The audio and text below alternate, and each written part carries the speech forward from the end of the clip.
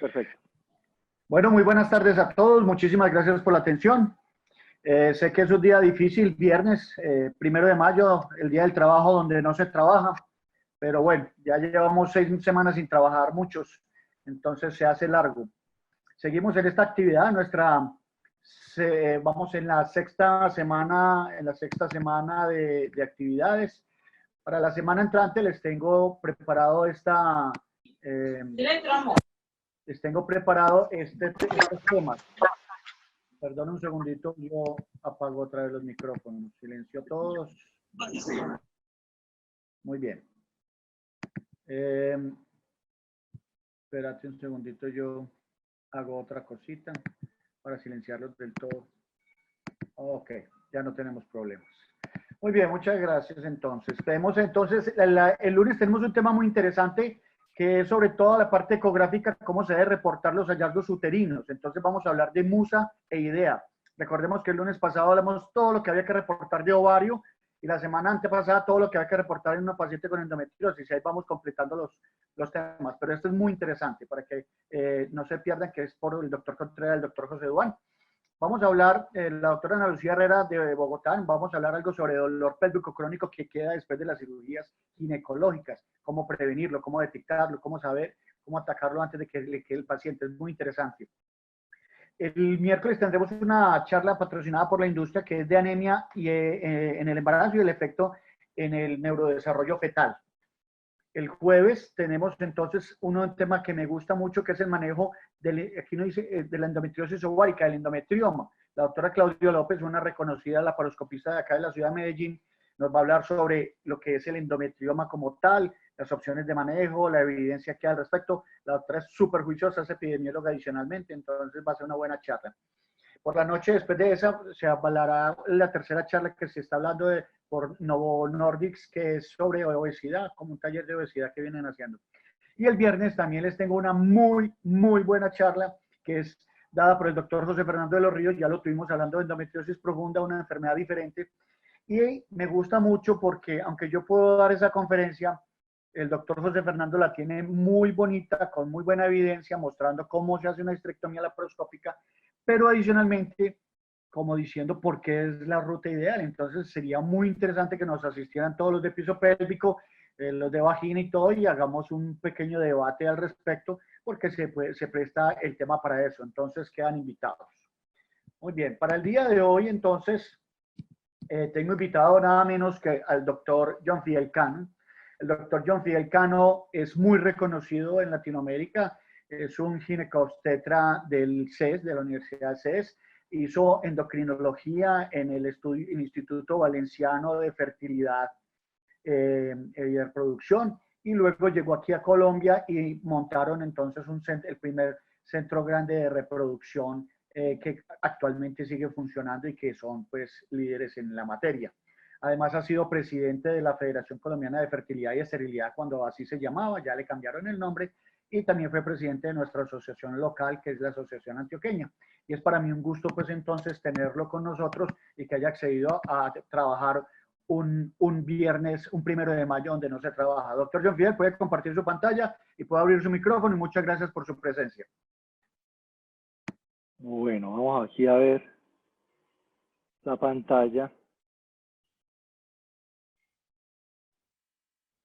Espérate, aquí yo veo archivos. Ah, pero tendría que tener en Google Drive.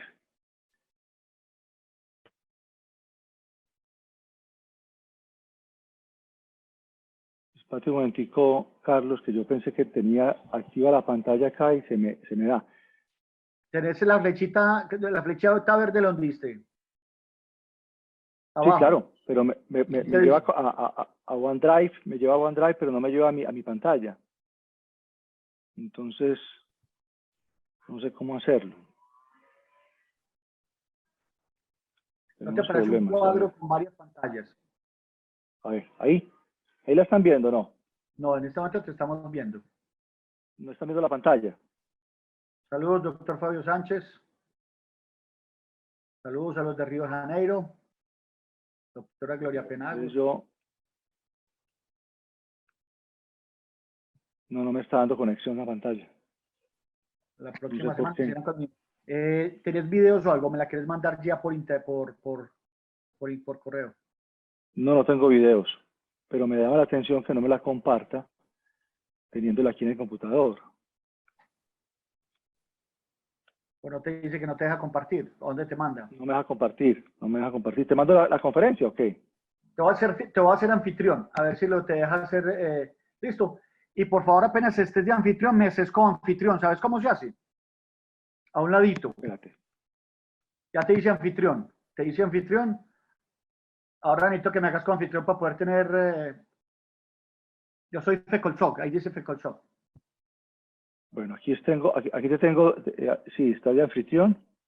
Sí, pone Fecolchoc co-anfitrión. Te paras en Fecolchoc a la derecha donde dice participantes, ¿viste? Sí, ya. Pero no me has puesto co-anfitrión. Me tenés que nombrar como Colsoc. anfitrión. Está muy enredado. Y llevamos más o menos 500 reuniones por Zoom. Un de donde dice participantes. Sí, participante, ahí estoy abierto. Aparece la Participante. columna derecha. Parate encima de Fecolchoc, pones más y pones, Y hice renombrar. pues no, renombrar no, poner como co-anfitrión. Perfecto.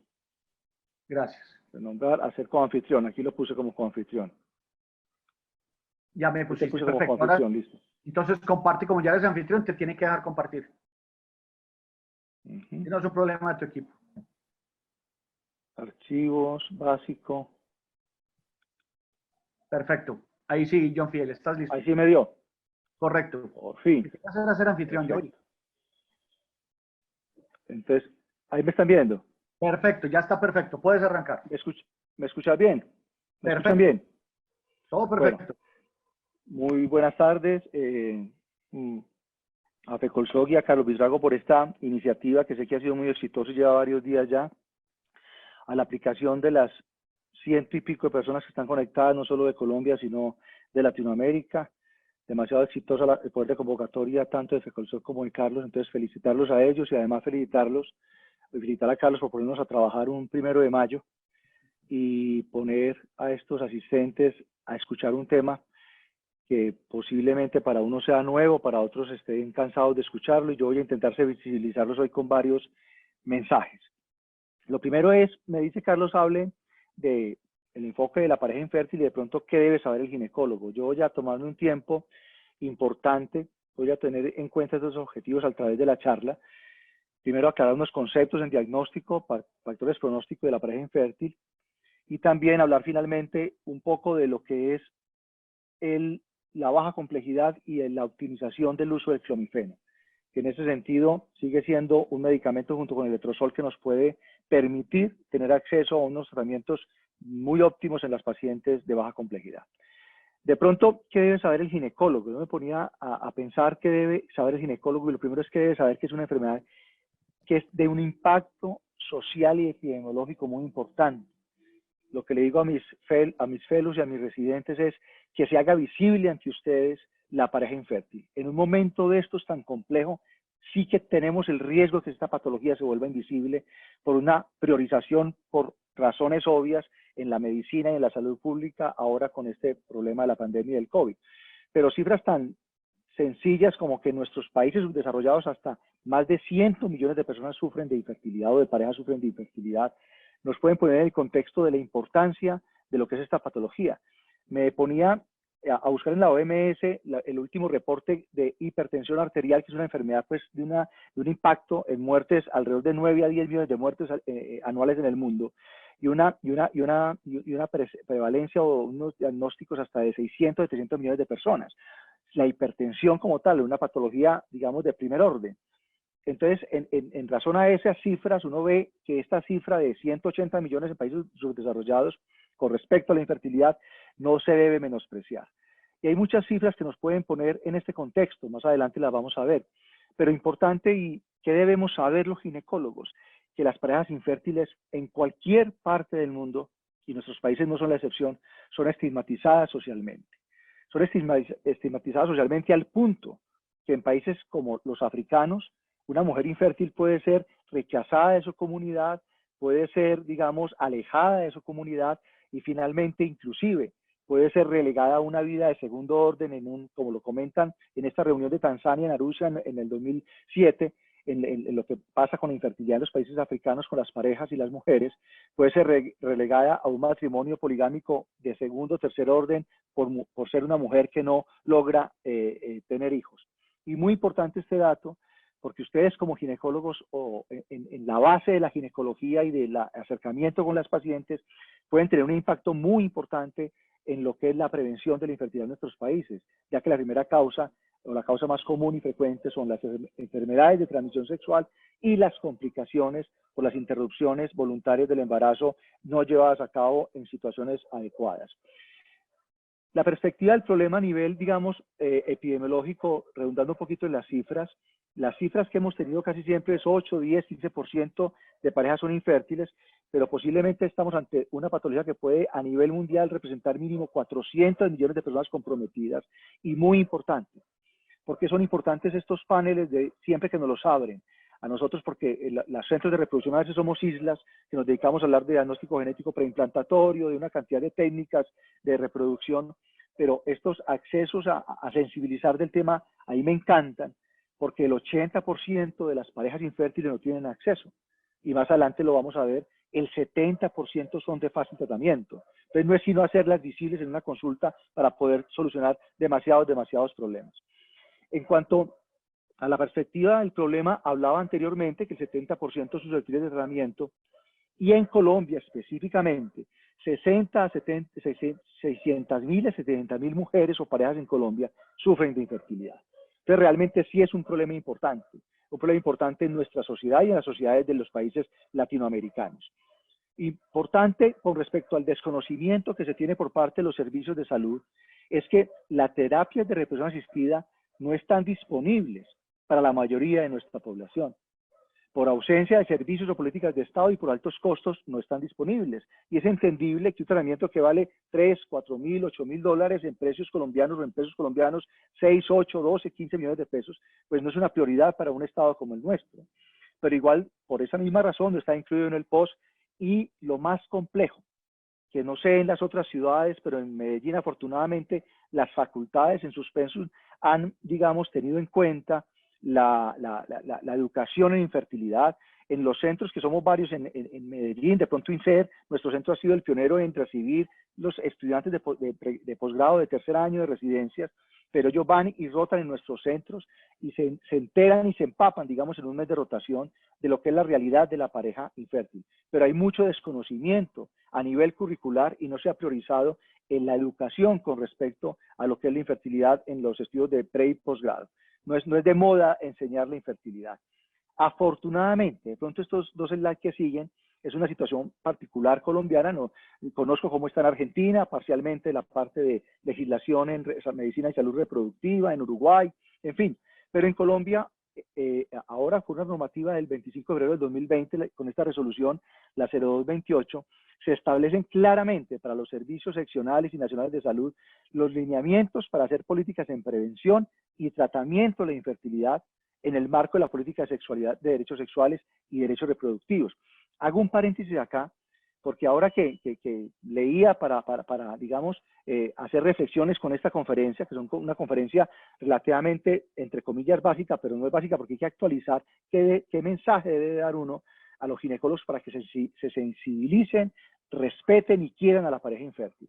Entonces me llamaba la atención que en la misma página de FECOLSOC se daba, por aquí tengo anotado, lo apunté, se daba una declaración a nivel mundial de que esta pandemia iba a afectar directamente estos derechos sexuales y reproductivos en la mujer, pero básicamente sacando a colación lo que es el derecho a los anticonceptivos, con el número de pronto incrementado que va a haber de embarazos no deseados por la inaccesibilidad, por los problemas, digamos, de cuarentena y por la parte económica a los anticonceptivos. Segundo, el no acceso a los servicios de abortos, de interrupción voluntaria del embarazo de una manera adecuada. Tercero, los retrovirales para las poblaciones con HIV. Y por ningún lado, lógicamente, uno entiende, porque nunca se ha priorizado a la pareja infértil y este posiblemente no es el momento. Pero cuando se habla de derechos sexuales y derechos reproductivos de la mujer, se habla es de anticoncepción, de aborto y de otras cosas, nunca se habla de fertilidad. Afortunadamente, esta normativa que es reciente, desde hace 2 meses, lógicamente al mes viene el COVID y de pronto esto lo para un poco, pero esto surge a raíz de una ley del año pasado, la ley 1953 del 2019, que le ordenó al Ministerio de Salud formular política con 5 elementos básicos: investigación, prevención, educación, diagnóstico, tratamiento oportuno en la pareja o en la infertilidad. Y es así como con una base de una encuesta poblacional que es reciente, la Encuesta Nacional de Demografía en el 2015, que nos define que hasta el 12% de las mujeres colombianas entre los 15 y 49 años tienen problemas de infertilidad, y que ese porcentaje se sube hasta el 25% por encima de los 40-44 años. Digamos que hay un enfoque nuevo de la política de salud a nivel colombiano, con lo que es poner más en el centro de la discusión la atención por una atención digna y humana para garantizar los derechos de autonomía reproductiva de las mujeres y de las parejas. Y esta orden, que se dio perentoriamente por normatividad ahora en febrero, se define como un plazo de 5 años para tener por parte de los sistemas de salud implementados los servicios que al menos establezcan un diagnóstico y unos tratamientos iniciales para las parejas infértiles. Y esto es lo que está pasando, digamos, en estos momentos en Colombia. Pero realmente, ¿qué pasa a nivel latinoamericano? Estas son unas cifras del 2000, de hace 20 años, que mide más o menos el número de accesibilidad o de ciclos de reproducción asistida en las mujeres, números de ciclos de in vitro por millón de habitantes de mujeres en edad reproductiva. Entonces veíamos que para esa época en Argentina eran 462 ciclos por millón de mujeres en edad fértil, y para Colombia 32 ciclos o 38 ciclos. Y eso lo trasladamos 10 años después, y de pronto Argentina ha doblado a 921 y Colombia ha mejorado 112. Pero estas cifras realmente hay que compararlas con lo que pasa en el primer mundo, lo que pasa en Estados Unidos, lo que pasa en los países nórdicos, en Europa, donde el número de ciclos de in vitro llega hasta 2.500, 3.000 ciclos de in vitro en mujeres por millón de habitantes en edad reproductiva. O sea, todavía hay una inaccesibilidad muy grande en nuestros países de las parejas infértiles a lo que es a tratamientos de fertilidad de alta complejidad, que no es el objetivo de esta charla, pero es para ponerlos en el contexto de la dificultad que tiene la pareja infértil. Los números a veces son muy dramáticos, pero estas cifras a veces me gustan plantearlas porque aclaran un poquito la sensación de caos que tenemos en estos momentos por la sobrepoblación mundial, entre comillas. Vamos a ver qué pasa con la población infértil. Pero si 15.000 años antes de Cristo éramos 5 millones de habitantes o de humanos, de sapiens sapiens, y ahora somos casi 8.000, ha habido en el último siglo y medio, 150 años, un incremento demasiado marcado a nivel poblacional. Y ese incremento ha sido mucho más específico y fuerte en lo que es en los países subdesarrollados. Entonces, todo esto va en contravía de la pareja infértil, porque siempre socialmente lo que se define con la pareja infértil es, pero por Dios, si estamos llenos de gente, ¿por qué quieren tener más hijos? Y es una forma inclusive a veces de despotricar y descalificar de las intervenciones que hacemos los centros de infertilidad o la gente que trabaja en infertilidad, aún de baja complejidad, cuando se atiende a una mujer de 35, de 40 años, que se ligó las trompas, que tiene 2 hijos de otra unión, pues siempre el peso social de la sobrepoblación y de la hambruna se traslada a la pareja infértil, que hacen buscando hijos, porque este tipo de gráficas poblacionales, pues, digamos, hacen contrapeso a lo que es el deseo de las parejas infértiles, cuando se sabe que esa sobrepoblación o ese aumento poblacional es mucho más marcado en los países, digamos, subdesarrollados. Pero no obstante ese incremento poblacional dramático en los últimos 150 años, desde los años 50 o 60 viene una cadencia de disminución en lo que son los índices de repoblación de hijos nacidos por mujeres en edad reproductiva. Se tiene como cifra de repoblación 2.1, 2.2 hijos nacidos por edad reproductiva. Y esto ya no se presenta. Estas familias, digamos, antioqueñas y colombianas de los años 50, 60, o 50 más que 60, ¿cierto? Ya digamos, no son un denominador común, 5 o 6 hijos, por razones muy obvias. Y estamos cansados de pronto cuando asistimos a paneles de fertilidad y escuchamos hablar de edad y reproducción, de ver fotos de este tipo, donde nos venden una mujer ejecutiva, profesional, que ha logrado unas reivindicaciones sociales, laborales, importantísimas, pero que obligatoriamente han definido que se aplace completamente el inicio de su edad reproductiva. Y es así como del 60 al 2016 se muestra esta gráfica, la disminución dramática en lo que es número de hijos nacidos por mujeres en edad reproductiva, llegando en estos momentos a menos de 2, y posiblemente en Latinoamérica, para Colombia se tiene una cifra de no repoblación después del 2050. ¿Cierto? Hoy estamos en el 2020, posiblemente no nos preocupe mucho qué pasa dentro de 30 años. Listo, y menos ahora que estamos guardados en la casa. Pero realmente vamos a sufrir lo que están sufriendo los países europeos. Si uno ve esta gráfica, verde 7.2 es en África, el número todavía de hijos nacidos por mujeres en edad reproductiva es muy alto, y estos números rojos es para Europa, España, Italia, Francia, números negativos de repoblación. Por eso, con todo lo que se critica la inmigración, esos países a nivel del campo viven de sus inmigrantes en muchas ocasiones. Y Colombia se pone, digamos, en una franja intermedia donde posiblemente estemos todavía en 2, 2.2, 2.3, pero posiblemente vamos para el 2050 a estar en tasas negativas de repoblación. Y esto es importante. Esto es lo mismo de pronto ya por regiones, volviendo a recalcar, de pronto para que no socialmente no descalifiquemos y critiquemos ese deseo de lograr un bebé a una mujer que vive en un medio de pronto económicamente complejo, como es un país subdesarrollado y sobre todo unos estratos bajos, cuando desea, no obstante su realidad social, tener hijos, ¿sí? Porque este tipo de cifras también nos ubican poblacionalmente, en que así seamos 7.000 y pico de millones de habitantes, vamos en una cadencia de reducción que en unos casos puede ser, digamos, bienvenida, pero en otros genera el dolor de la ausencia de un hijo en muchas parejas. El promedio de vida, contrariamente, entonces ha aumentado y pasamos de los 60, de 52 ahora de tenerse más de 70 años, y es otra razón por las cuales las mujeres han ido aplazando su edad reproductiva. Esta gráfica es muy interesante porque es el nacimiento o la edad de nacimiento del primer hijo, a qué edad se da. Entonces, volvemos a pensar, en los países europeos y más desarrollados se da edades más tardías, después de los 26, 28, 30 años. En los países más subdesarrollados todavía sigue siendo edades más tempranas. Pero digamos que en nuestros países subdesarrollados, la realidad de ciertos estratos sociales que tienen más acceso a la educación puede ser muy parecido a lo que pasa en los países europeos. La mujer nuestra que estudia una medicina, un posgrado como ginecología, pues posiblemente después de los 30, 34, 35 es donde está pensando en iniciar su vida reproductiva. Ya finalizando esta parte, digamos que la infertilidad entonces va de la mano mucho de estos fenómenos que hemos visto a nivel poblacional y a nivel de, digamos, de inicio y oportunidad para la mujer. Entonces, para nuestros países, digamos, la infertilidad está alrededor de un 9-12%, lo veíamos ahora en esa encuesta poblacional de 2015, es mucho más alta por enfermedad de transmisión sexual en estos países africanos y por edad y por desarrollo económico en los países europeos y en los países más desarrollados.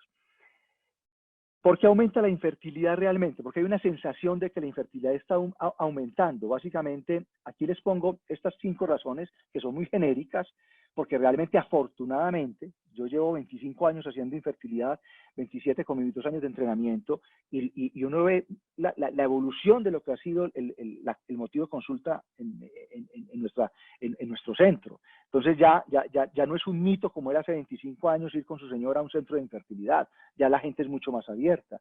Ya hay, digamos, por parte de los médicos una agudeza diagnóstica por las oportunidades que tiene a nivel diagnóstico, ser más eficiente en las terapias. Entonces hay, digamos, al haber más tratamientos exitosos, hay más eco con respecto a lo que puede ser una consulta de infertilidad, lógicamente los accesos a la información y lo que hablábamos anteriormente, la postergación de la maternidad.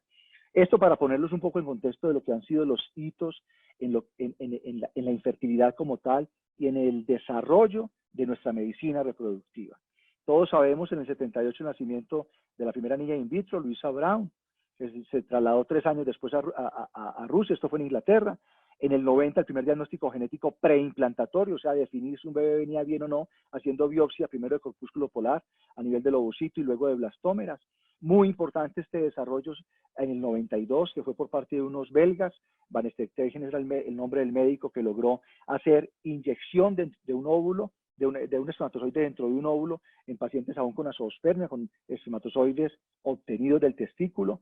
Este otro hito que marca un desarrollo importante en la medicina reproductiva es la vitrificación. ¿A qué se refiere eso? La congelación de embriones, la congelación de óvulos, siempre ha tenido una situación muy compleja y es la sobrevida de esos óvulos y de esos embriones. Y con la vitrificación, sobre todo con un método desarrollado por un japonés, Kuwayama es el nombre del biólogo, se genera una sobrevida por encima del 98%. y una de las cosas más importantes, cuando yo en el 2010 se logra que la medicina reproductiva sea galardonada con el Nobel en cabeza, lógicamente, de Robert Edwards, digamos que le da un cambio a lo que es la visión de la infertilidad a nivel mundial. Y cuando la Academia Noruega le da este premio Nobel a Robert Edwards y a Patricia Spetze, que ya pues, en su ausencia porque falleció desde los 80, 10 años después del primer in vitro, en el 88, la explicación es que era de un impacto a nivel científico impresionante y poblacional impresionante. Hoy en día, del 3 al 5% de los niños nacidos vivos en Europa son de técnicas de reproducción asistida, ¿sí? Y últimamente, un hito importante es ya la inteligencia artificial con algoritmos de imagenología del desarrollo embrionario definiendo qué embriones están de buena o mala calidad. Esto de pronto para definir los hitos que ha marcado la medicina reproductiva en nuestra historia. Después de esta sensibilización desde lo social y desde lo epidemiológico y de lo que es la infertilidad y cómo aqueja a nivel, digamos, a nuestros países, una cosa muy importante, la infertilidad es una enfermedad y en ocasiones no se le tiene como tal. Yo planteo esta definición de enfermedad como una serie de conjunto de signos y síntomas. Yo no la planteo, esa es la definición. Conjunto de signos y síntomas. Y cuando uno habla de signos y síntomas en infertilidad, pues tiene varias patologías que los generan. No siempre la infertilidad da síntomas, no siempre las da. Pero todos sabemos que por historia no es difícil ubicarnos en una paciente con endometriosis, con una dismenorrea, con una dispareunia, con un dolor pélvico, digamos, agravado a través del tiempo. No es difícil hacer un diagnóstico clínico de una paciente con un ovario poliquístico, por amenorreas, oligomenorreas, por su patrón de acné, de hirsutismo, y de pronto a nivel masculino, que es mucho más raro lograr pues un diagnóstico clínico de alguna patología masculina a nivel espermático, pero la que es más frecuente, que es el varicocele, puede dar dolor testicular. Pero realmente el problema es que la infertilidad en la mayoría de las parejas no da signos y síntomas. El signo y síntoma cardinal es la frustración, es el dolor, es la tristeza, es el aislamiento social. Son muchas cosas que nosotros como médicos no las vivimos. Entonces, al no vivirlas y no auscultarlas, posiblemente no entramos en razón del impacto que tiene en las parejas el no poder tener un hijo después de intentarlo durante 1, 2, 3, 4 o 5 años, más si se tiene una edad superior a los 35 años. Entonces, el primer llamado de esta segunda parte es que sepamos que la infertilidad es una enfermedad, así está tenida como definición por la Organización Mundial de la Salud. Segundo, que es una enfermedad que no siempre da un signo, un síntoma, no siempre es fácil de diagnosticar, simplemente es por definición, y más adelante la vamos a ver, una cuestión de cronologías, pero dentro de la pareja hay unas vivencias muy complejas de lo que es inclusive el desarrollo de género, de una feminidad, de una sexualidad. Entonces, en ese sentido hay que entender muy bien a esa mujer que nos llega diciendo yo quiero tener un hijo y no lo he podido tener. Ya está enferma, así no le duela nada, así no tenga ningún, externamente no tenga algo que nosotros podamos evaluar o ver. Y por definición, esta definición, digamos que fue por la OMS, inclusive fue reivindicada hace más de 10 años porque simplemente tenía como un año más sin ningún tipo de fertilidad a pesar de relaciones sexuales sin anticoncepción o sin protección. Se logra establecer que si esa mujer tiene 35 años o más, 6 meses es suficiente para definir si no ha logrado un embarazo, que la estudiemos. Y hay una cosa, y de pronto aquí hago un paréntesis, hay una ventaja con la infertilidad. No obstante, tener tantos problemas de lo epidemiológico, desde lo estadístico, que no se tenga conocimiento de ella o no se reconozca, y es que es una enfermedad muy amigable para los médicos. Es muy fácil de diagnosticar en este sentido, con esta definición. Es muy fácil de estudiar y no es difícil de tratar. Porque aquí les está hablando alguien que tiene centros de fertilidad, que hace 25 años hace in vitros, pero es que el 70% de la gente no necesita in vitros, necesita que ustedes los vean, que ustedes los escuchen y que ustedes les manden una serie de exámenes que son relativamente asequibles y fáciles de lograrlos. Y en Colombia específicamente me refiero, no pues sé que hay ecuatorianos, hay mexicanos acá en la audiencia, pero en Colombia específicamente ahora se nos abre la opción de que al menos inicialmente en estudio veamos a esas parejas. Yo a esta definición le agregaría, y está descrito, no lo estoy haciendo personalmente, está descrito en que hay unas mujeres en las cuales ni debo esperar un año, ni debo esperar 6 meses. Si a mí me llega una paciente de 40 años y ayer se casó, pues mañana la debería estudiar. pues un poquito exagerando lo paisa, pues exagerando en tiempos, pero una mujer de 40 años o más no hay que esperar, no hay que darle tiempo. O una mujer que tenga un antecedente de varias cirugías por endometriosis o cirugías laparoscópicas por problemas pélvicos, no hay que darle tiempo. O un hombre que tuvo un descenso testicular en la infancia por una criptorquidia, no hay que darle tiempo. En el momento en que desee su fertilidad, hay que, así nos lleve 1 año, 6 meses, hay que buscar una atención al menos de definir un diagnóstico adecuadamente. Porque hay que agilizar un poco las cosas, porque la edad es muy compleja a nivel reproductivo y yo sé que la mayoría de ginecólogos que me están escuchando son conscientes de estos números. Cuando les hablé que hace 15.000 años éramos 5 millones de habitantes en el planeta, eran 5 millones de habitantes en el planeta. A mí los números con respecto a esto de la calidad de la reserva ovárica me encantan, porque nos definen realmente cómo es la economía ovárica. La economía ovárica es una economía de excelencia y empieza desde inútero. Cuando un feto tiene 20 semanas tiene 6 millones de ovogonias, cuando nace tiene 1.200.000, cuando empieza a menstruar la mujer a los 13, 14 años tiene 400.000 y a los 30 años y a los 35, 37 años tiene 30.000. Entonces es una economía de excelencia que se agota rápidamente después de los 38 y sobre todo después de los 40. ¿Por qué? Porque baja la calidad, baja la reserva y al bajar esta calidad y reserva, pues las cifras que nos podemos llenar de cifras para explicarle esto a una paciente. Porque lo complejo es que el ginecólogo que no está sensibilizado con la infertilidad entiende que a una mujer de 41 años que consulta por infertilidad sería ideal montarla en una ambulancia, exagerando un poco. No hay ambulancias para parejas infértiles, pero una mujer de 41 años hay que tratarla ya, porque nos llenamos de cifras. Les acabo de mostrar una, pero la opción de abortar después de los 40 años es hasta de un 70%. Y la probabilidad de una mujer mayor de 40 años, como les decía, es un 70%. Y además, de pronto, yendo un poquito a la anterior, esta realidad de las mujeres en esta edad de 20 a 25 de probabilidad de no quedarse embarazada de 4 a 5 por año, de 14% de los 25 a los 35, y mira lo que pasa a los 35, se triplica con respecto de los 25 a los 35. Entonces, esta es la edad óptima a nivel reproductivo, 25, 35 años. Entonces, estas pacientes por encima de 35 años hay que agilizar los procesos mínimo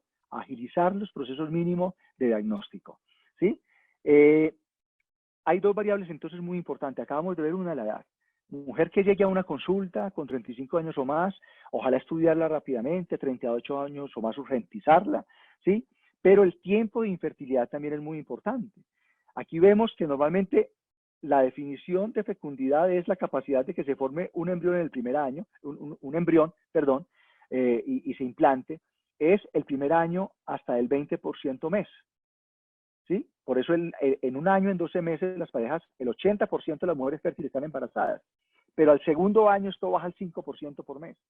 Después de 3 años y 4º año después, más o menos está en 1% por mes. ¿Qué me dice esta cifra? Que es muy importante el tiempo de infertilidad. Si yo junto estas 2 variables, diría que hay un cruce complejo en la pareja que tiene más de 35 años la mujer y que lleva más de 3 años de infertilidad. En estas pacientes de más de 3 años de infertilidad hay que urgentizar y agilizar mucho los procesos, no tanto en los primeros 24 meses.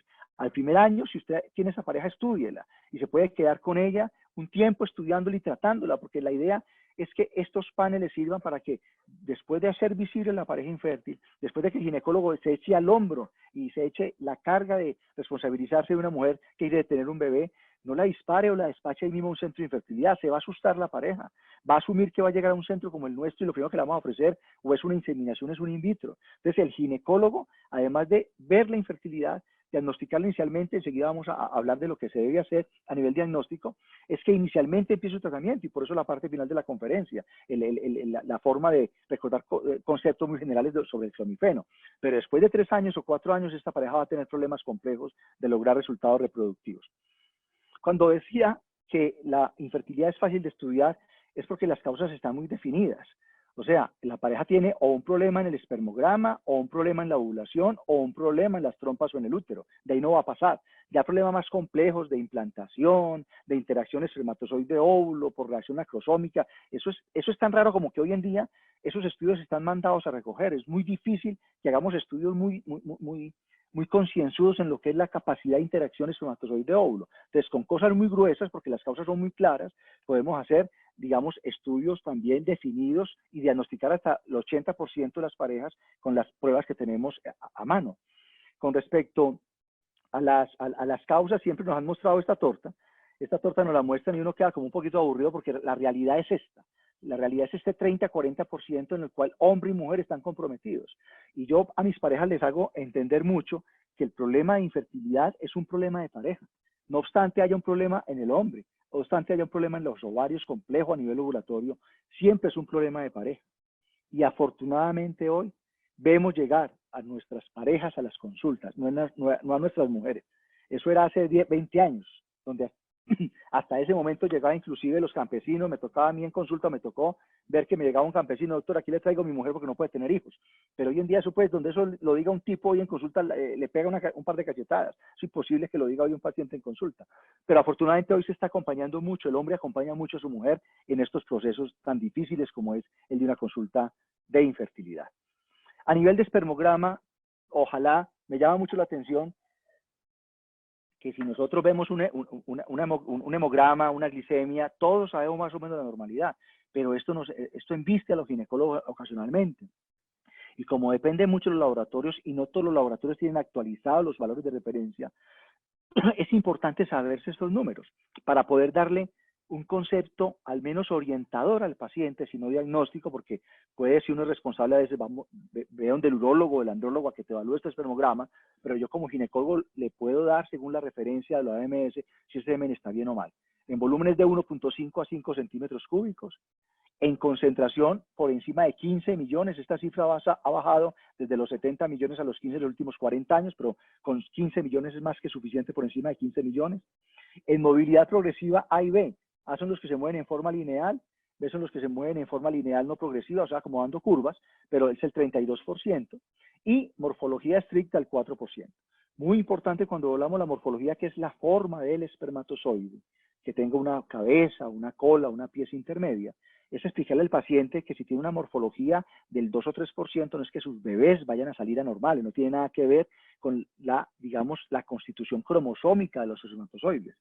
Tiene que ver es con la capacidad fecundante. Si uno quiere evaluar cómo está el DNA espermático, lo que hace es estudios de fragmentación, pero realmente son estudios de una segunda o tercera línea de investigación, no en una primera línea como sería la pareja que llega a un consultorio por primera vez a una consulta de infertilidad. Hormonalmente también es muy fácil de estudiar y es muy amigable. Digamos que todos sabemos la FSH como medida de estudio del segundo al quinto día del ciclo.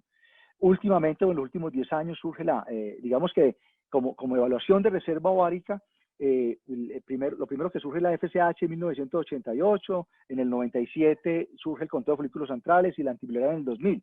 Hoy está muy posicionada la antimileriana por la relación clara que tiene con respecto a la presencia de folículos centrales. Entonces, todavía tenemos estas tres herramientas porque la antimuleriana depende mucho del sitio donde se haga y también todavía tiene unos costos, no la cubre todavía los servicios de medicina. Pero la FSH sigue siendo una buena forma de evaluar la reserva ovárica, sobre todo haciéndola del día segundo al quinto del ciclo, teniendo como punto de corte el marco de referencia de 10 unidades internacionales.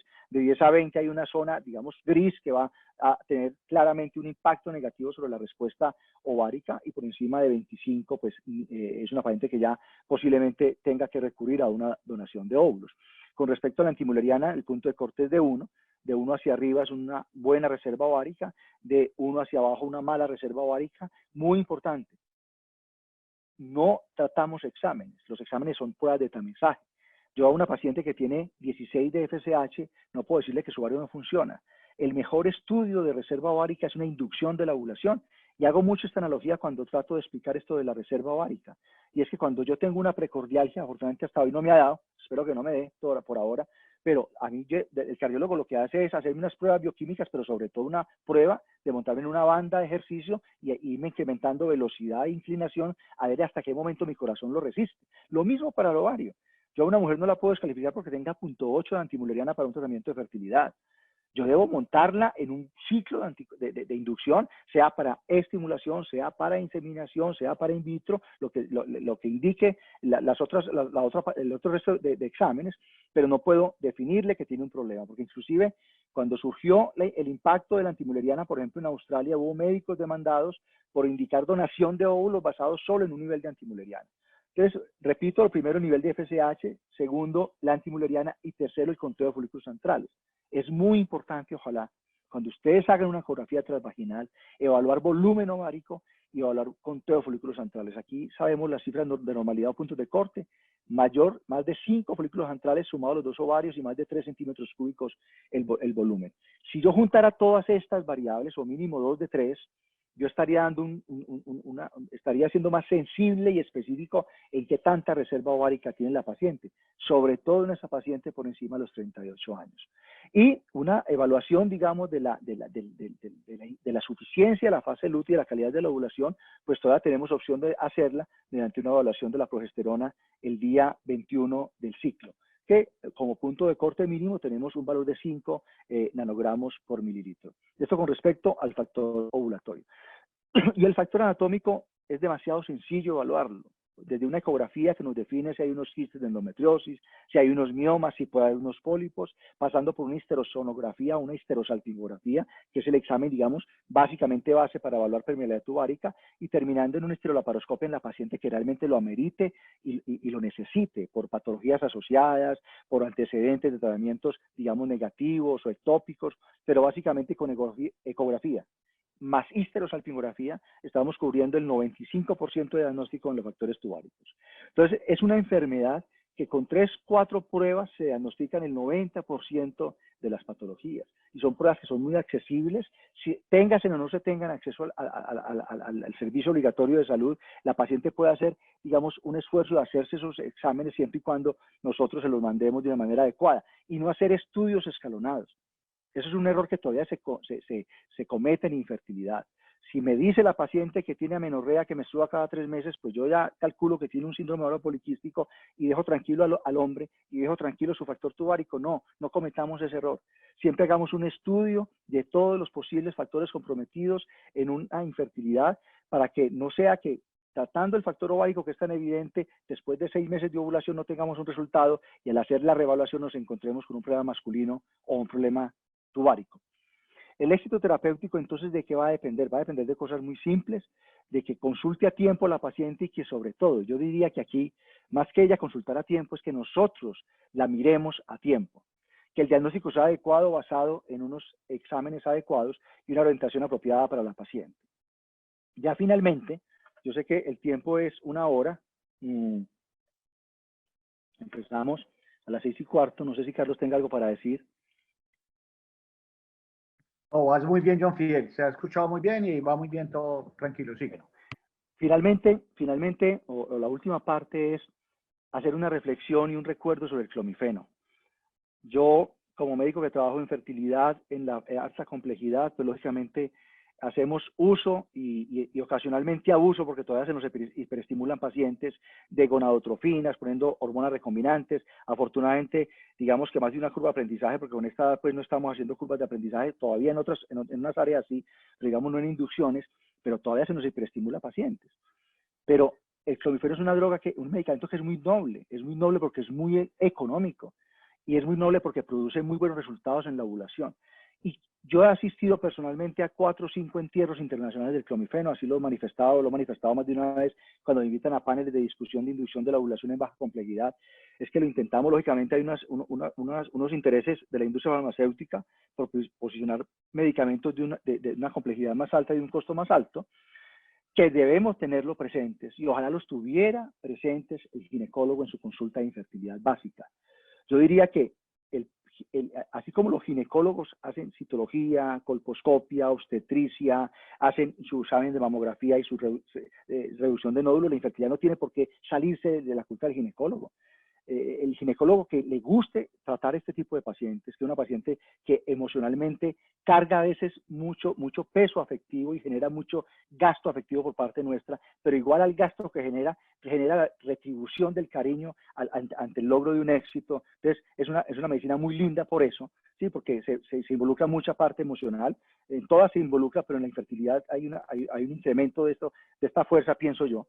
Puede que sea que esté equivocado, la maternidad igual en la obstetra genera un vínculo muy bonito, pero es que el ginecólogo haga su diagnóstico y como decía yo al inicio, cargue la paciente un tiempo.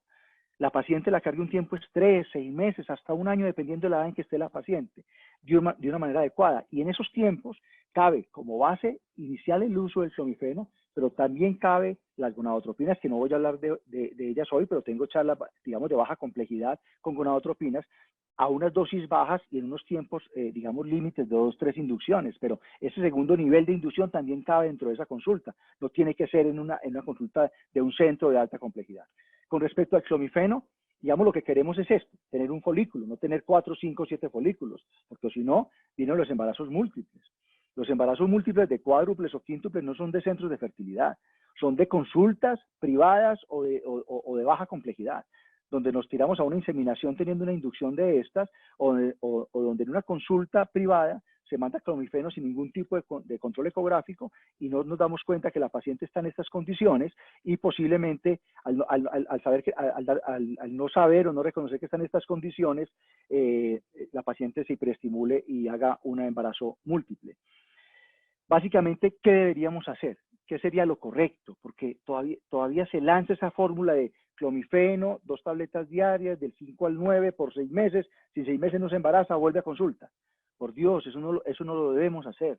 Yo digo que ni el antibiótico, cuando mandamos un citoquímico de orina en urocultivo y encontramos una patología urinaria, hacemos un tratamiento con antibióticos y volvemos a revisar la paciente o mandamos un urocultivo de control, pero la pareja infértil la tiramos. Al ruedo váyase un año a tomar clomifeno o 6 meses.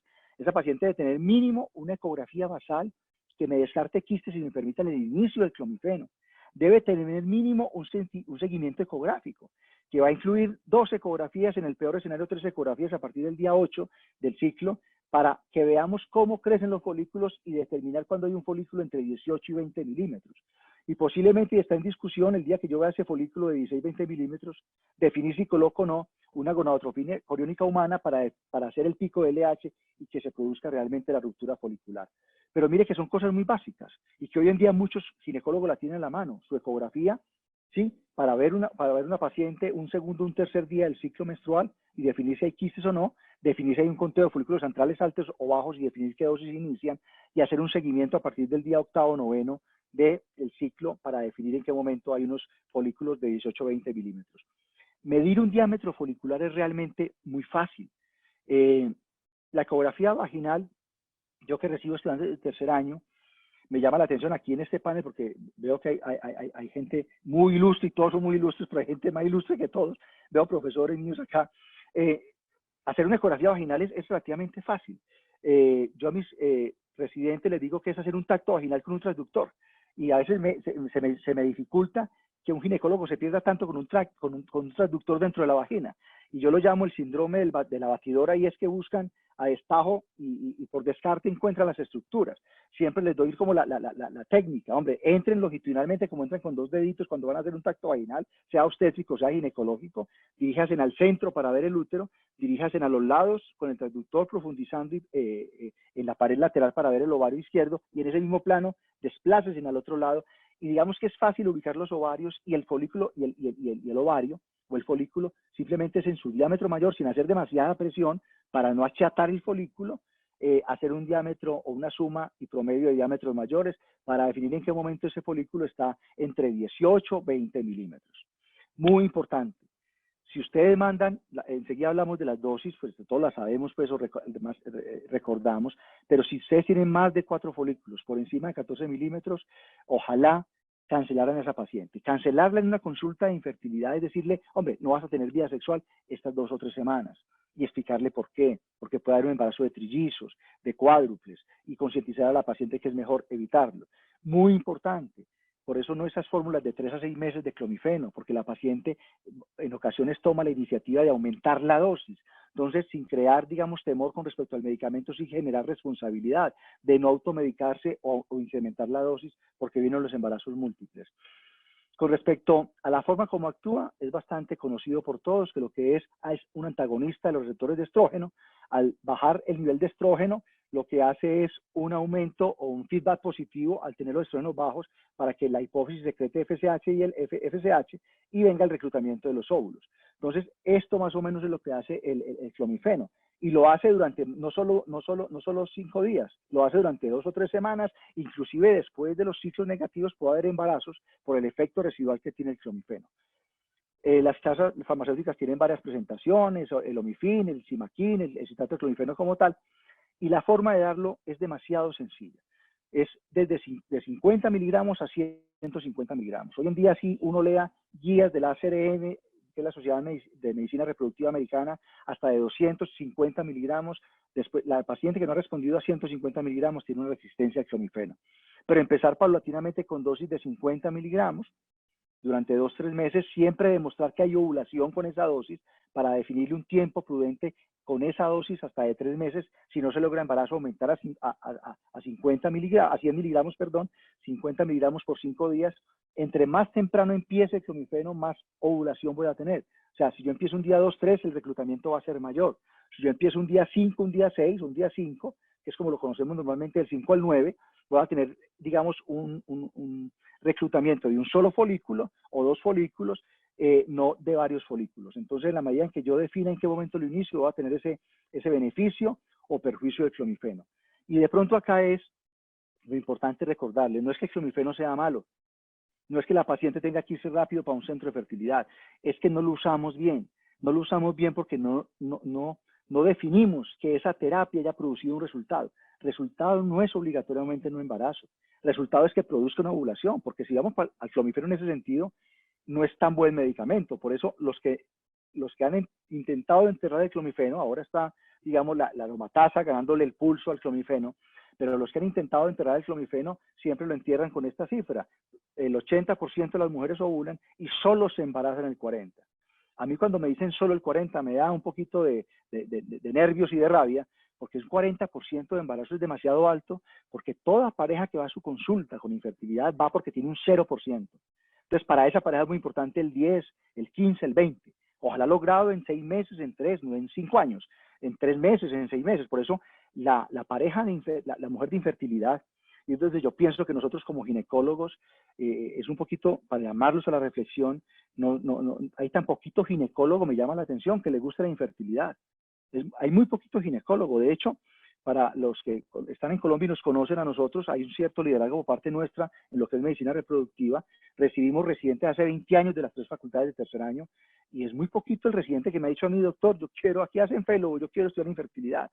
¿Por qué? Yo leo varias cosas, y es que la infertilidad, la pareja infértil requiere de una atención muy personalizada, ¿cierto? Alguien alguna vez me decía, efectivamente, es que yo no voy a estudiar para cuidar un óvulo, yo no voy a estudiar para cuidar un folículo.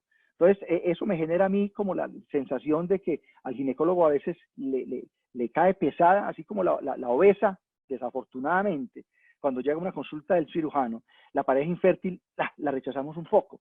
Y es porque requiere de unos cuidados especiales. Así sean fáciles de diagnosticar. Si yo empiezo con una paciente con el clomifeno, debo inducirla 2 o 3 meses, definir una ecografía basal, hacer 2 o 3 seguimientos, ver si ovuló. Si ovuló y ovuló adecuadamente, espérala 3 meses con esa dosis a ver si se embaraza. Si no se embaraza, aumente la dosis 50 miligramos más. Y esté con esa paciente 6 meses, 9 meses máximo. Pero esté con ella, y les voy a decir por qué deben estar con ella. Porque por lo general ustedes son los ginecólogos que la están viendo desde la adolescencia o la están viendo en sus empresas, les tienen mucha confianza. Esa pareja, cuando llega a un centro de infertilidad, va muy asustada. En el momento que usted les dice que vayan a un centro de infertilidad, ellas llegan, transcurren 6 meses, transcurre un año, porque primero el temor de confrontarse la infertilidad ya como tal, y segundo el temor de lo que le vayan a ofrecer a nivel costos y a nivel de intervención. Entonces, yo diría que habría mucho éxito si el ginecólogo se responsabilizara más de la paciente infértil. Esto pues me cuesta, y les doy disculpas por ser tan reiterativo en esta parte, pero creo que este tipo de escenarios que me permiten de pronto acceder, que no es frecuente, y agradezco a Carlos y a Fecolsol que me lo permitan, es para recalcar en este tema, en esta reflexión. Digamos que esto que hablábamos anteriormente, la bondad del clomifeno con respecto a la opción de resultados positivos, y esto es muy importante. En medicina reproductiva, y yo creo que en muchas terapias, sí, así como una cirugía se sabe que está la paciente, el tiempo de convalecencia o recuperación quirúrgica son 6 semanas en la mayoría de procedimientos quirúrgicos. En tratamientos de medicina de infertilidad son 3 meses, 6 meses, 3, 6 ciclos, para lo que sea, baja o alta complejidad. yo no conozco mi primera paciente en 25 años que yo le haya hecho 8 in vitro. Y posiblemente también ha habido muy poquitas que puedan pagar ese tipo de tratamientos o que aguanten emocionalmente ese tipo de intervenciones. De hecho, hay un case report de una paciente israelí de 12 ciclos de in vitro. O sea, es anecdótico. Pero por lo general en 3, 6 ciclos se logra el gran grueso de embarazos. Entonces, si una paciente lleva 6 meses y no ha logrado una ovulación, pues, o 3 meses y no ha logrado ovulación, no más, o no ha logrado embarazo en 6 meses, no más, hay que pasar a una inseminación o a un medicamento de más alta complejidad, ¿cierto? Y muy importante esto, para que no abusemos de las dosis, el 50% de los embarazos ocurren con 50 miligramos o con la intervención más moderada, que son 50 miligramos por 5 días, iniciados del segundo al sexto o del quinto al noveno día. ¿Listo?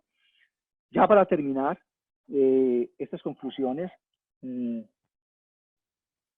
la infertilidad es una patología de alta incidencia con un impacto social, ¿sí? Yo cuando hablaba de esa reunión de Tanzania en Arusha en el 2017, en la ciudad de Arusha en Tanzania en el 2007, donde se reúnen los líderes europeos con los África y mundo subdesarrollado a ver cómo piensan solucionarle el problema de acceso a los servicios reproductivos a los países subdesarrollados, ¿sí? En ese día, para esa reunión se tenía el sueño de convertir un ciclo de $5.000, que eso vale en Europa o en Estados Unidos, o $7.000, en un ciclo de hasta $500 en África. Eso no se ha logrado. Y no se ha logrado por muchas razones. Por razones sociales, políticas, económicas, empresariales, e inclusive por razones nuestras propias, por responsabilidades nuestras. Pero si yo les decía que en África a una mujer de una tribu africana que es infértil, la pueden echar de la tribu, la pueden hacer casar en un matrimonio poligámico para que sea la segunda, tercera, cuarta esposa, en nuestra sociedad no pasa algo distinto, no a ese nivel, pero también en el campo y en nuestra sociedad una mujer se siente menospreciada, anulada y disminuida cuando tiene un problema de infertilidad. Entonces afecta el estado emocional y el entorno social. Es una patología de muy fácil diagnóstico. Yo a veces a mis estudiantes de residencia, como para hacerles amigable y de pronto exagerar un poco, los países tenemos fama de exagerados, les digo que una patología que se trate o que se diagnostique con 5 exámenes, se trate con tenga 5 patologías y se trate con 5 medicamentos, ni es ciencia ni es compleja. Un poquito pues denigrando, mintiendo lo que yo sí creo que es ciencia, porque de hecho ya le dieron el premio Nobel a quien hizo el primer in vitro, pero es diciéndole son cinco exámenes, es un espermograma, un perfil hormonal que incluye FSH, control de glúculos centrales, ecografía, histerosalpingografía, son 5 exámenes que hay que hacer, son 5 diagnósticos, un varicocele, un PCO, una endometriosis, un factor tubárico, y son 5 tratamientos: estimulación ovárica, inseminación in vitro, donación de óvulos, donación de semen, y son 5 medicamentos. Es el clomifeno, el letrozol, las gonadotropinas, los análogos y el soporte lúteo con progesterona. Yo sé que estoy siendo demasiado, digamos, coloquial con esto que les estoy comentando, pero que realmente es amigable. De pronto no la hemos hecho amigable los que trabajamos en ella, desafortunadamente, por encerrarnos en unas islas de medicina privada, y no la ha hecho amigable los gobiernos por por dificultad en lo que es los programas sociales de que se le dé acceso a estas parejas, cosa que ya se empieza a solucionar en nuestros países. Una aproximación diagnóstica adecuada facilita una aproximación terapéutica acertada, eso pues es una verdad de perogrullo, y las terapias de baja complejidad como la estimulación ovárica con citrato de clomifeno son de fácil implementación. Finalmente, esta es mi familia y una reflexión con respecto a lo que es la construcción de familia en nuestros países colombianos y latinoamericanos, la importancia que tiene la familia en nuestros países católicos. Yo soy católico, y la creencia o percepción de que los hijos son una bendición de Dios. No tenerlo no es una maldición de Dios, lógicamente, pero en ese sentido entender mucho lo que significa para una pareja infértil construir su familia. Eso es lo que yo realmente buscaba con esta conferencia a nivel sensibilización. Estoy dispuesto a las preguntas, espero no haberlos cansado, espero que me hayan entendido, no sé si se escuchó bien, pero bueno, estoy dispuesto a las preguntas que tengan a bien hacerme. Jofiel, excelente, se te escuchó, hablaste perfectamente claro, me gustó personalmente mucho, y como siempre hablas muy directamente y muy claro. Te agradezco. Antes de pasar a las preguntas, recordemos que la técnica o la mecánica para evitar hackeos, etcétera, es que levanten la mano y yo les voy abriendo los micrófonos. Mientras abren los micrófonos, yo quisiera concretar varias cosas, John Fidel. Primero, el recuento de folículos centrales y la antimülleriana, ¿tienes un día específico para realizarlo o se hace cualquier día?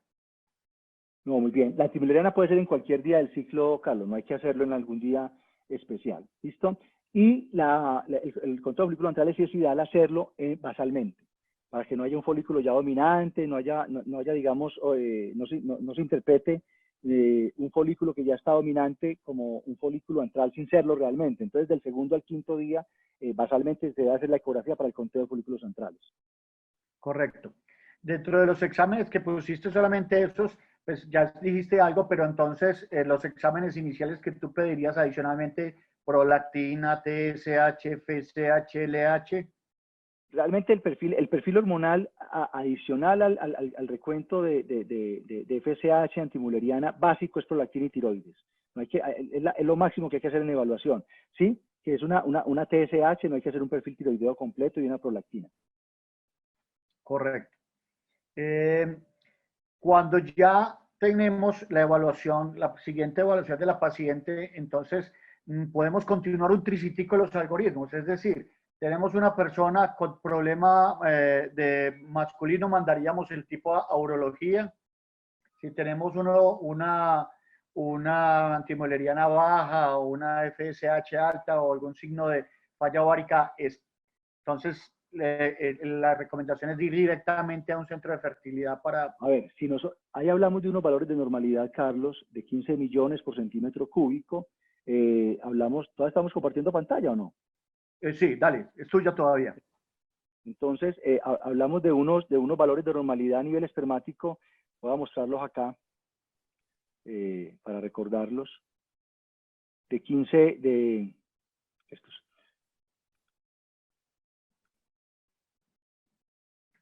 Ya va a salir.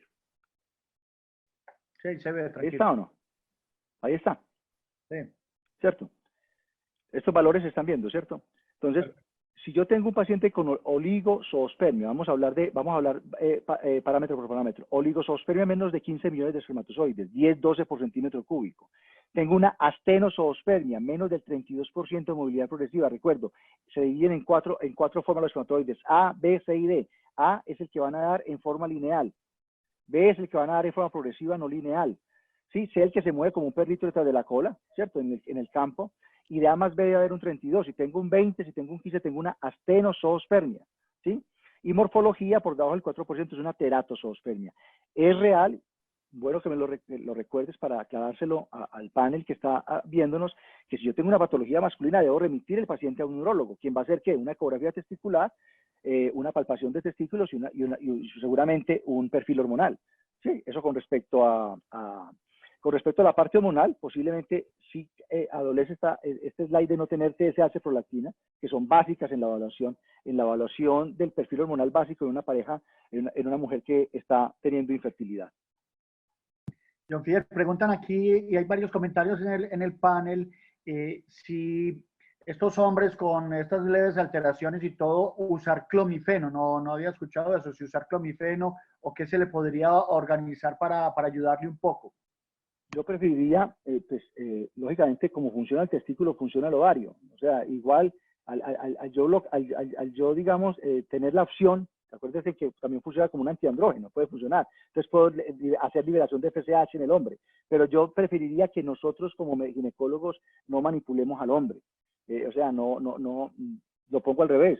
No me parecería prudente que me llegue una paciente remitida por el urólogo que ya le mandó 3 meses clomifeno a la señora. Yo diría que nosotros diríamos, hombre, ¿aquí qué pasó? ¿Cierto?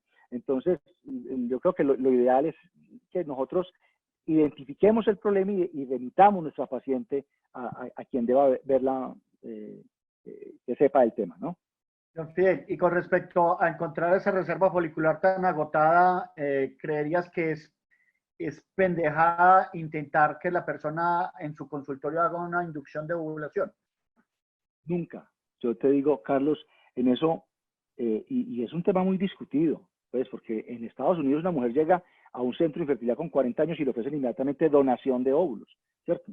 Pero nosotros no estamos en Estados Unidos, en nuestros países, esa pareja de 40 años con una FSH de 0.8, hombre, sabemos que tenemos que mandarla rápido a un servicio de fertilidad. La paciente no quiere ir, hombre, dele 2 ciclos de inducción, trátela 2 meses a ver si logra una ovulación. Les explicaba mucho con esto de la reserva ovárica, que el mejor evaluador de reserva ovárica es la inducción ovárica, es la estimulación de la ovulación, haciendo la analogía como con la prueba de esfuerzo. Entonces yo diría que cualquier paciente es susceptible de que ustedes la manejen 1, 2, 3 meses. Las de buen pronóstico, 25, 30 años, quédense con ella 6 meses, 1 año. La paciente de 30 a 35, quédese 6 meses. Pero esa paciente que en su consulta llega a 40 años, que le tiene confianza a ese ginecólogo, porque es un ginecólogo de toda su vida, ordene el tratamiento y si usted le dice, venga, juguémosla abril y mayo con usted aquí bien con clomifeno y si no la mandamos a hacer que le hagan o un in vitro, una donación de óvulos, lo que toque hacerle. Pero no abandonarla obligatoriamente, porque a veces, ¿qué pasa? Que por no tratarla se abandona. Entonces esa paciente llega y nos pasa de las cosas que más lo confunden a uno, Carlos, en lo consulta. Una mujer de 43 años llega a mi consulta y me dice, no, es que el doctor me da a los 40 años, pero él no me advirtió y yo estaba como tranquila, doctor, pero ahora sí. Hombre, pues pucha, perdimos 3 años con esa paciente de 40 a 43.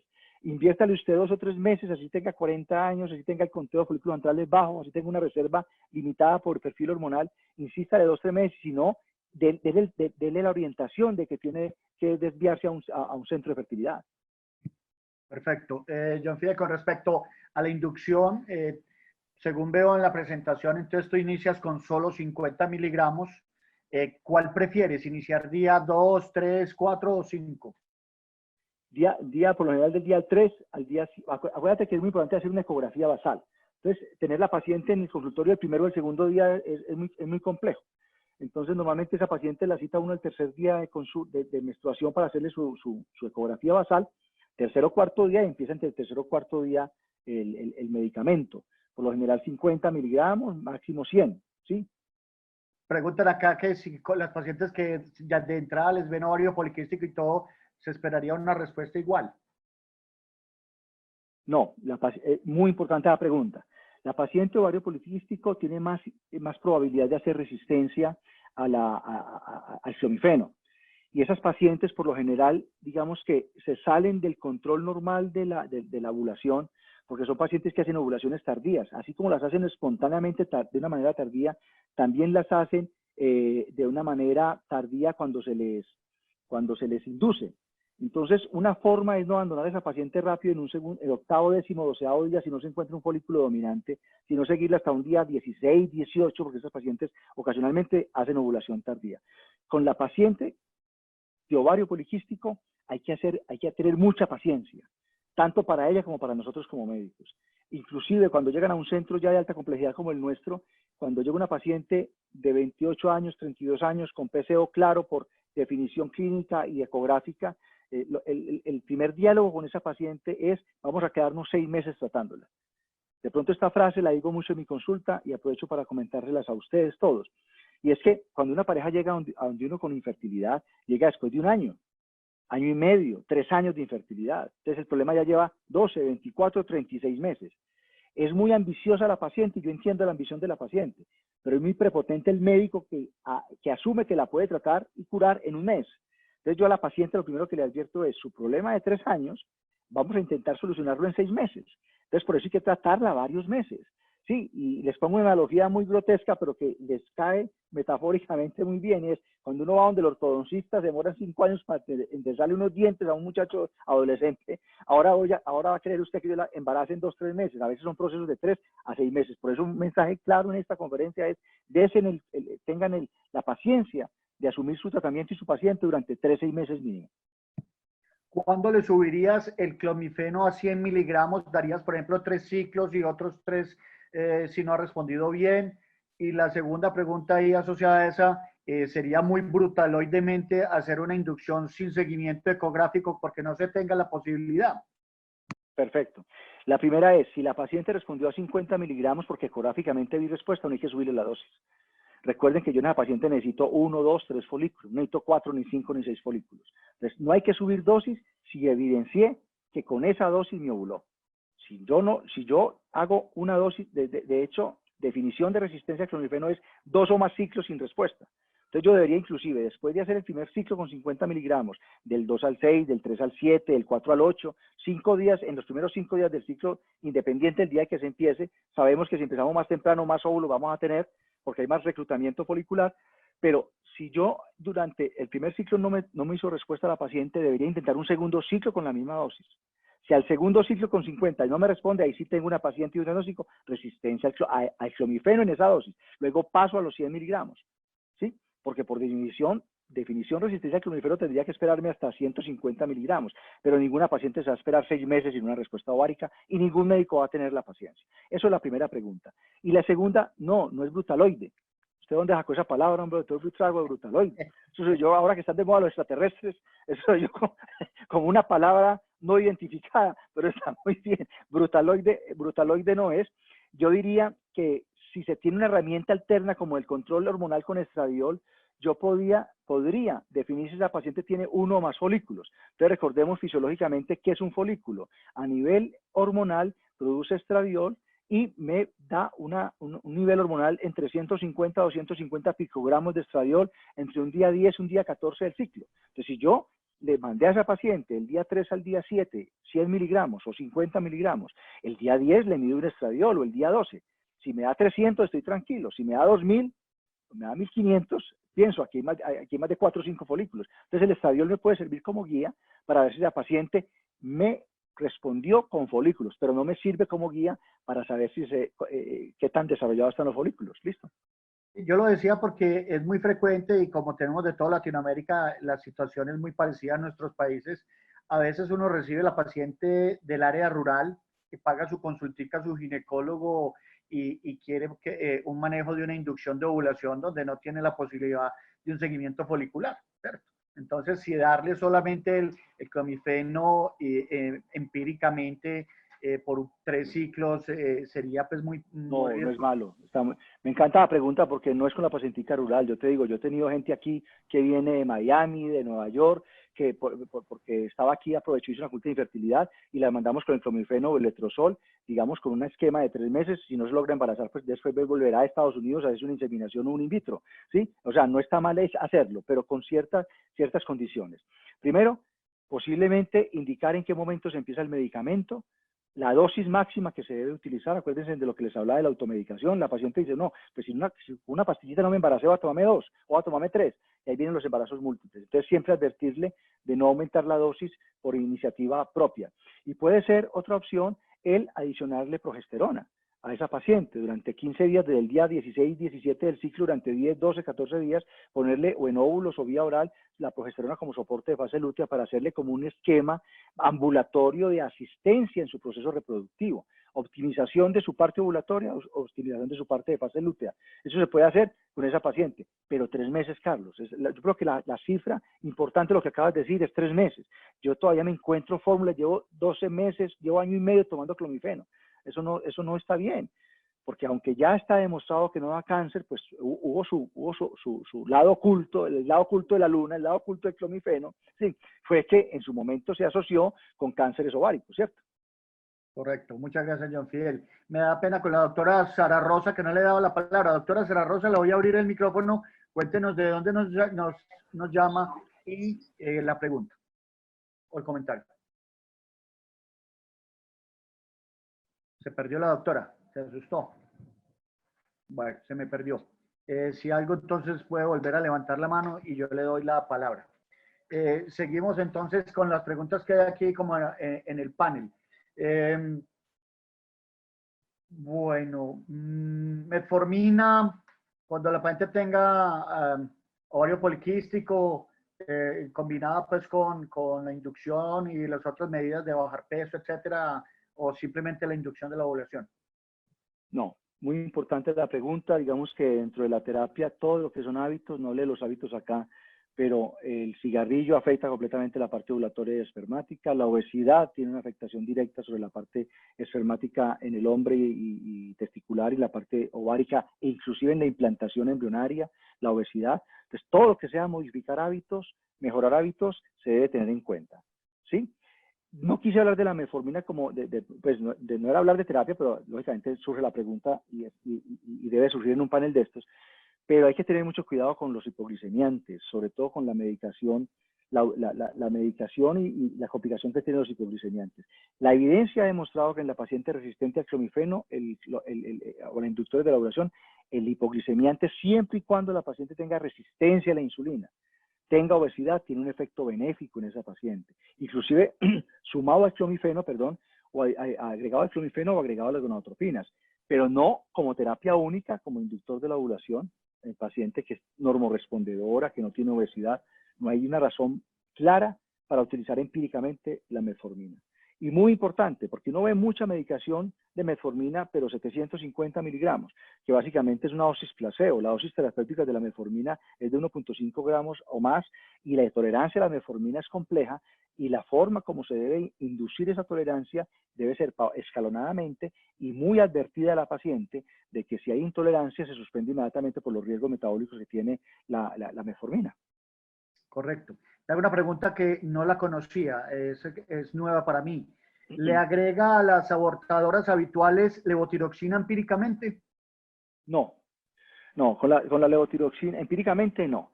Lo que pasa es que hoy en día posiblemente estamos siendo muy empíricos porque hoy en día estamos catalogando como paciente hipotiroidea a toda la que tenga por debajo de 2.8 de TSH, porque nos están rebajando cada vez los niveles de normalidad de TSH en la mujer infértil. Entonces, si uno manda una TSH a un laboratorio, me imagino que en todos los países de Latinoamérica los valores de normalidad de referencia son 4.2 hacia arriba, hasta 4.2 hacia arriba. Pero si yo tengo una paciente con 3.8, 3.6, yo debería a esa paciente, por la evidencia que existe, mandarle mínimo 25 microgramos de levotiroxina y luego hacer un control 4 o 6 semanas después, pero no mandarla empíricamente. ¿Listo? Perfecto, muchas gracias. Con respecto al seguimiento folicular, están preguntando algo un poquito como viene ese seguimiento, hasta cuándo lo haces y cuándo pondrías la gonadotropina. Bueno, ese seguimiento, partiendo de un inicio de clomifeno día 3, día 2, día 3 o 4, el primer ecografía se debe hacer entre un día octavo y un día décimo del ciclo, el primer seguimiento ecográfico. Y dependiendo del tamaño folicular, se hace 72, 96 horas después. Me explico. Normalmente todo folículo que está por encima de 12 milímetros va a crecer 2 milímetros por día. ¿Sí? Entonces, si yo tengo al día 10 un folículo de 14, ese folículo 2 días después va a medir 18. Yo debería citar a la paciente a las 48 horas o 72 horas.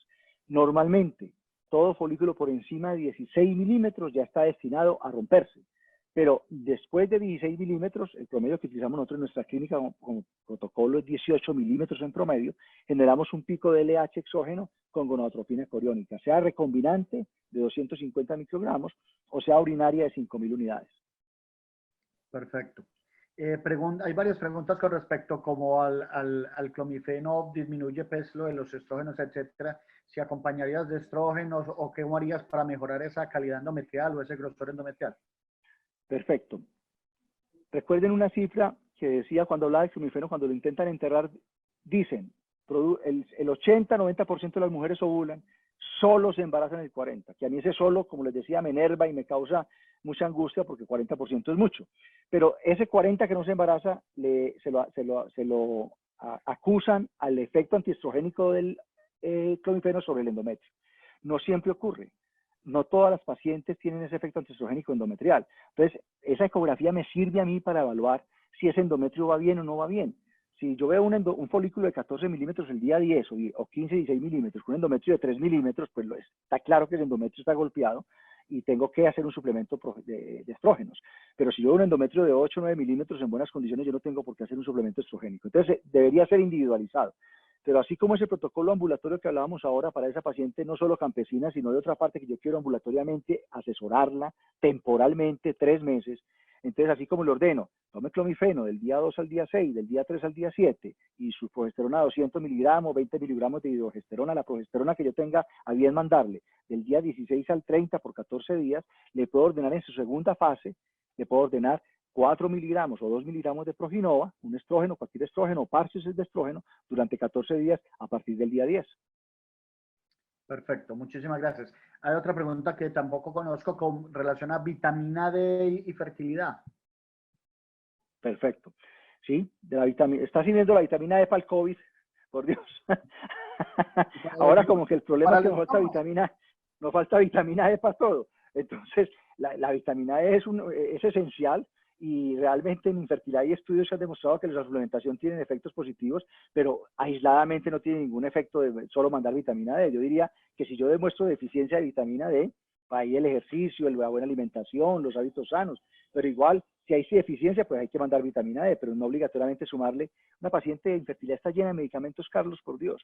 Entonces, que el suplemento para mejorar la calidad ovocitaria, el suplemento vitamínico, el suplemento, entonces mandarle más cosas, no. Si hay deficiencias, sí se justifica dar la vitamina D, porque hay evidencia de que aumenta la fertilidad de la vitamina D. Hoy han estado muy tímidos en levantar la mano. Normalmente hay muy buena participación y escuchamos muchos acentos, pero bueno, hoy las están haciendo todas por el chat. Bien, pues levanten la mano, que nos gusta escuchar otras voces. Porcentaje de pérdidas espontáneas en embarazos obtenidos con citrato de clomifeno. La pérdida en abortos no es más alta que en la población general, en clomifeno. Digamos que la pareja infértil siempre va a tener, la pareja infértil siempre va a tener un índice de abortos más alto, pero no por el método de inducción, sino por la infertilidad misma. Perfecto. Preguntan por allá, ¿cuándo usar letrozol en vez de clomifeno? Bueno, excelente pregunta. El letrozol, a ver, hay un problema con el letrozol o una ventaja con el letrozol. Primero, que era un medicamento que se asociaba con cáncer, entonces las pacientes tenían temor cuando leían la información de que se les mandara letrozol. Segundo, que no estaba aprobada por la FDA. Pero digamos que en beneficio hay un estudio en New England del 2016, de hace 4 años, de Rogerio Lobo, estaba Richard Legro, perdón, donde hay un estudio prospectivo con letrozol, donde deja, digamos, disminuye un poco al clomifeno en cuanto a la opción de resultados. O sea, sale ganando el letrozol.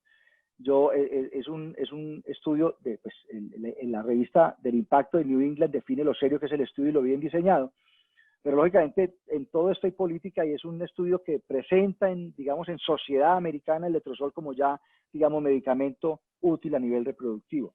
Yo diría que depende mucho de la accesibilidad, Carlos. Nosotros aquí teníamos un letrozol a 70.000 pesos pastilla hace 5 años, entonces no mandábamos letrozol.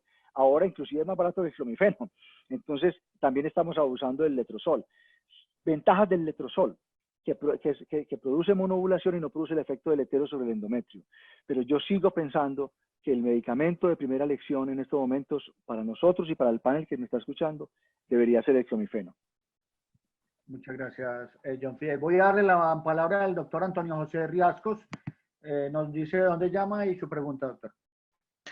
Gracias, doctor, muy amable. Los saludo desde Popayán. Doctor, una pregunta. ¿Usted usa de rutina la eco 3D para evaluar cavidad uterina o con la ecografía 2D es suficiente? O si no, ¿en qué casos recomienda ecografía 3D?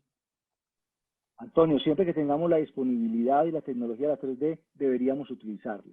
Lo que pasa es que esto no está al acceso de todos, pero es importante porque, muy importante la pregunta de Antonio José, porque es muy frecuente encontrarnos patología uterina en la mujer infértil, el pólipo, el útero susceptado. Entonces, nosotros personalmente en la consulta tenemos la opción de la 3D para evaluar cavidad ecográfica, pero no dejaría como enseñanza en un panel de estos que hay que mandarle una eco 3D a una paciente infértil como estudio basal. Hay varias preguntas en lo que hemos hablado ya de continuar pues, el seguimiento a estas pacientes. Una es con respecto a qué papel, y este me cae a mí muy bien porque por ser histeroscopista, ¿en qué momento entra la histeroscopia en la paciente de inicial de entrada pues en la infértil, ¿no? Perfecto. Pero respóndala usted, doctor. Bueno, a ver, yo voy a decir, Carlos, voy a ser bien sincero contigo. Yo diría que toda paciente de fertilidad debe tener una histeroscopia, porque la histeroscopia es algo tan amigable y tan fácil de hacer, ¿cierto? Entre comillas, fácil de hacer. Lo mismo que hago con la histeroscopia, se los digo, lo mismo que les digo a mis residentes, porque a veces los veo perdidos con una ecografobia vaginal, los veo perdidos. No sé si y se ubican demasiado fácil después de que uno les da 3 o 4 tips. Yo les doy los tips de la rutina. Yo les digo, todo deportista de alto rendimiento tiene una rutina. Para hacer un saque, Nadal tiene una rutina en su tenis, los deportistas, Ronaldo para curar un tiro libre tiene su rutina. En ginecología, la ecografía debería tener una rutina. La histeroscopia, entrar con una óptica al útero por un canal cervical es relativamente fácil y genera una cantidad de información importantísima.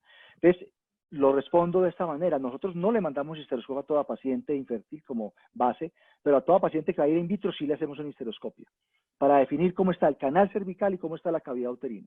Entonces es una herramienta que ojalá la utilizáramos más.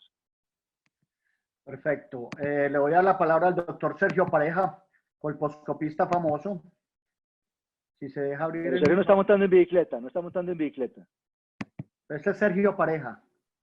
Ah, bueno. Sergio, no me deja abrir el micrófono. A ver. Hombre, Ya. ya, Sergio, dale. Buenas noches. John Fidel, Buenas noches. muchas gracias, hombre. Excelente tu Hola Sergio, ¿cómo presentación. estás? Vos estás montando en bicicleta, Sergio, ¿cierto? Claro, hermano, yo aprovecho el tiempo con las conferencias. Eso está muy bien, Sergio, ánimo. Te quería preguntar, ¿qué porcentaje de éxito tienen en la recanalización tubárica y también en el hombre? ¿Cómo estamos en eso? Bueno, estamos muy bien porque yo digo que aquí estoy con un cirujano, el berraco, que es el director de este panel, ¿cierto? Laparoscopista reconocido a nivel ya internacional y histeroscopista. Yo diría que la cirugía ginecológica es tan fácil que está diseñada para malos cirujanos como somos los ginecólogos. No la laparoscopia es complicadita. Yo de hecho no soy muy buen laparoscopista, mi laparoscopia es de un nivel muy básico. La infertilidad, el diagnóstico, liberar una adherencia, un endometrioma, yo no soy pues un laparoscopista de alto nivel, y aquí hay una escuela muy respetable de alto nivel. Pero digamos que la recanalización tiene una tasa de éxito muy alta, porque desde que uno afronte bien los cabos distales y proximales, casi que esos tejidos se buscan solos. Pues llama la atención que hay reportes de laparoscopia, recanalización laparoscópica con un punto, por ejemplo, o con 2 puntos. Eso dice cómo es de noble el tejido, digamos, del mesosalpins y del endosalpins para cicatrizar bien, si logramos unir cabo proximal y distal sano. Lo mismo para el hombre. Para responderte en porcentajes y definir 70% de éxito en recanalización, tanto en hombres como en mujeres, si se hace una buena recanalización, una buena técnica. Les recuerdo que la primera charla que dimos en todo este ciclo fue recanalización tubárica. La pueden encontrar en mi página www.endogine.com.co. Ahí está la revisión, está el video de la charla en la sección laparoscopia, está el video de recanalización tubárica donde hacemos el análisis no solo de porcentajes, etcétera, sino está también con videos sobre la técnica y todo. Muchas gracias. Seguimos, voy a apagar el micrófono y seguimos entonces con las preguntas. En la parte de pacientes con abortos habituales, preguntan si están haciendo estudios inmunológicos. ¿Eso sigue pues ya solamente para estudios de investigación o se hacen de rutina? No, digamos que el SAP se tiene como una opción diagnóstica en la pareja que ha tenido, hay unos criterios, si ha tenido episodio de trombosis, si ha tenido pérdidas tardías o más de 2 pérdidas, esa paciente sí debe someterse a un estudio inmunológico, de anticuerpos antifosfolípidos, inclusive anticuerpos antitiroideos, no hay que hacer anticuerpos antinucleares obligatoriamente, que a veces uno ve que manda anticuerpos antinucleares, no, la beta-2-glicoproteína IgG y IgM, los anticuerpos antifosfolípidos son suficientes con la certeza o la claridad de que hay que repetirlos mínimo 2 semanas después para definir si hay o no una persistencia en el cuadro inmunológico. ¿Se siguen haciendo vacunas con linfocitos del esposo, no? Desafortunadamente sí, se siguen haciendo vacunas, con lo que puede generar a nivel de complicaciones y de quimerismo las vacunas. El factor aloinmune, que es diferente al autoinmune, sigue siendo un tema muy debatido. Hubo grupos muy importantes en el mundo, uno de ellos comandados por Alan Beer, que era un canadiense, tuvimos representantes en Antioquia y en Colombia muy importantes, que inclusive abandonaron esa línea de investigación, gente muy respetada y que actuó de demasiado buena fe y con mucha sapiencia en esa área, pero que finalmente después de unas evidencias abandonaron, digamos, el cultivo mixto de linfocitos y los anticuerpos bloqueadores con las vacunas. Ok. Preguntan un poco sobre inositol en la paciente, en la pareja infértil. Bueno, es una molécula que se nos vino poco a poco, digamos, si hay evidencia, sobre todo en el ovario poliquístico, ¿cierto? Yo diría que una ventaja, o sea, al inositol se le apareció la Virgen, porque no hay nada más difícil que tratar a una paciente de baja respuesta ovárica o con problemas de reserva ovárica. Entonces, sin ser extrapolable los resultados que se tienen en el ovario poliquístico a la paciente de baja respuesta, hoy se está enviando mioinositol, el inositol, perdón, se está mandando para pacientes casi que infértiles en general, y no está bien. Esa paciente con una reserva ovárica normal, esa paciente normovuladora no tiene por qué tomar porque la llenamos de suplementos. Puede que el inositol traiga el ácido fólico, la presentación que tenemos en Colombia trae el ácido fólico, pero no hay que, ahorita hablan de vitamina D, entonces los multivitamínicos, si fuera eso le agregamos otro, acuérdense de los costos que representa la infertilidad, también los representan la sobremedicación, el sobretratamiento y la sobremedicación. Entonces, digamos que el inositol sí hay evidencia, todavía no está, digamos, no es gruesa, pero sí como para utilizarla en pacientes con ovario poliquístico para mejorar calidad ovocitaria. Te tenemos muy exprimido, pero aprovechando entonces... No pasa nada, tranquilo. Preguntan sobre hiperestimulación con clomifeno. ¿Qué experiencia tienes? Si es frecuente. ¿Estimulación con? Hiperestimulación con clomifeno. No, no es frecuente. Si se utilizan dosis bajas, no es frecuente.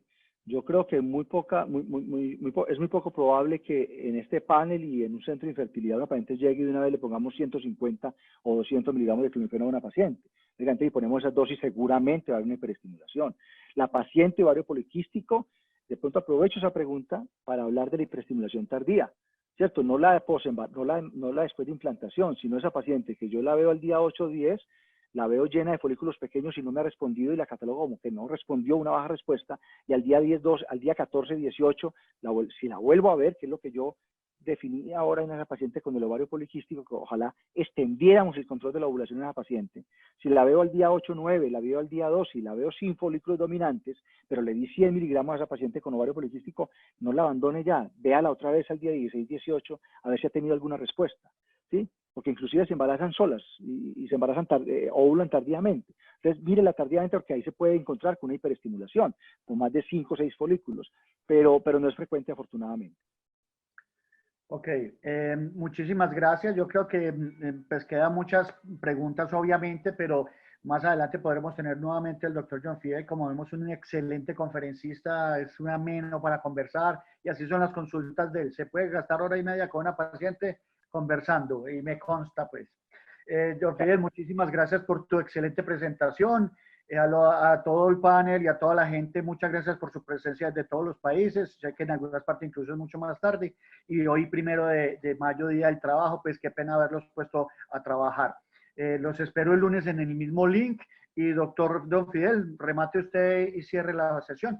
No, sorprendido gratamente, un poco sorprendido por estar un 1 de mayo. Ojalá las centrales obreras dieran esto aquí, hombre, las centrales obreras. Ver 140 ginecólogos conectados 80. un 1 de mayo a esta hora. 180 ginecólogos, perdón. Yo te felicito, Carlos, primero por ese amor y esa pasión que le pones a la parte educativa, por ese liderazgo que estás ejerciendo. Sí, le juro que me emociono. A mí no me interesa la ambelia, usted para nada, lo quiero mucho y lo admiro demasiado. Y esto es una muestra de lo que es usted a nivel de ejecución de proyectos.